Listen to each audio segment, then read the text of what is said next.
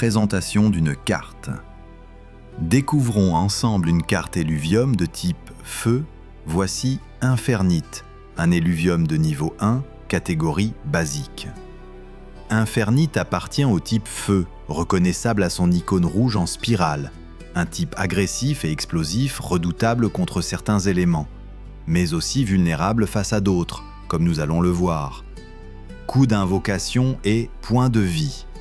Le coût d'invocation d'Infernite est de 0 point d'essence céleste. Vous pouvez donc le jouer dès le début de la partie.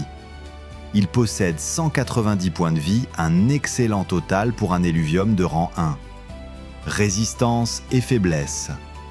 Infernite bénéficie d'une résistance au type nature, ce qui lui permet de réduire de 10 points les dégâts subis de ce type. En revanche, il est vulnérable face au type eau et subit 30 points de dégâts supplémentaires lorsqu'il est attaqué par cet élément. Attaque et effet. Passons maintenant à ses attaques.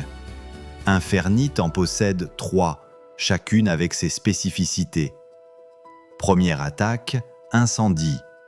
Elle inflige 10 dégâts de type feu à la cible et applique l'effet brûlure, un état spécial qui inflige des dégâts au début de chacun de vos tours. Elle génère également 5 points de mana.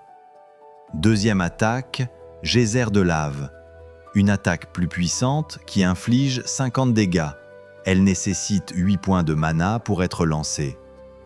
Troisième attaque, tornade de cendres, l'attaque ultime d'Infernite. Elle inflige 90 dégâts de zone identifiable en rouge et demande 15 points de mana pour être lancée. Idéal pour renverser la partie en milieu de match. Évolution. Infernite peut évoluer en Éphernite, puis en Zéphernite. Plus vous progressez, plus sa puissance et ses effets s'intensifient. Glitch, la botte secrète. Certains éluviums possèdent un glitch, une anomalie unique qui modifie les règles du jeu. C'est leur botte secrète. Ici, Infernite possède un glitch. Il peut par exemple doubler les dégâts de brûlure et ainsi devenir une menace incontrôlable.